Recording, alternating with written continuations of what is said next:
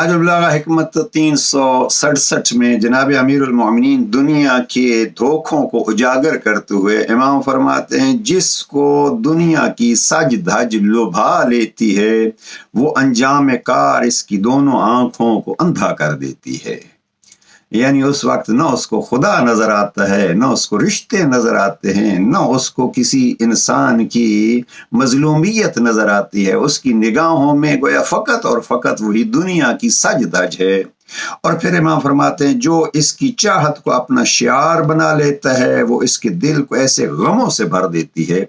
देखिए खूबसूरत जुमला कि जो दुनिया ही को चाहता है तो यही दुनिया जिसको ये चाहता है वो इसके दिल को ऐसे गमों से भर देती है जो दिल की गहराइयों में तलातुम बर्पा कर देते हैं। जो गम उस वक्त हमने देखा है, बहुत सा माल होगा तो बहुत फिक्र होगी कि अब ये कहाँ जाएगा और इसका क्या होगा और यहाँ नुकसान ना हो जाए, वहाँ नुकसान ना हो जाए। इमाम फरमाते हैं कि ये उसके दिल की गहराइयों में गमों का एक तलातुम बपा होगा, यूं कि कभी कोई फिक्र उसे घेरे रहती है और कभी कोई अंदेशा उसे रंजीदा बनाए रखता है।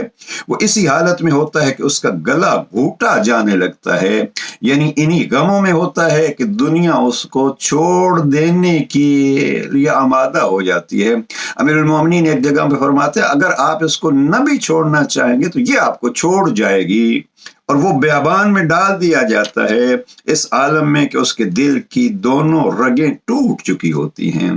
दिल अब उसका खामोश हो चुका होता है और कब्रिस्तान में, उस बेअबान में, उस तन्हाई में उसको छोड़ दिया जाता है। अल्लाह को उसका फना करना सहल और इसके भाई बंदों का इसे कब्र में उतारना आसान हो जाता है।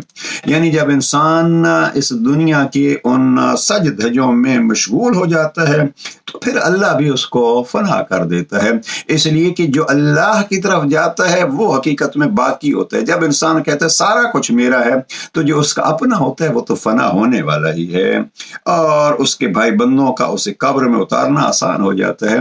वो इन पैसों की तरह और इस दुनिया की लालच में भाई भी और करीबी रिश्तेदार भी कहते हैं कब मरेगा कि ये माल हमारे हिस्से में आएगा।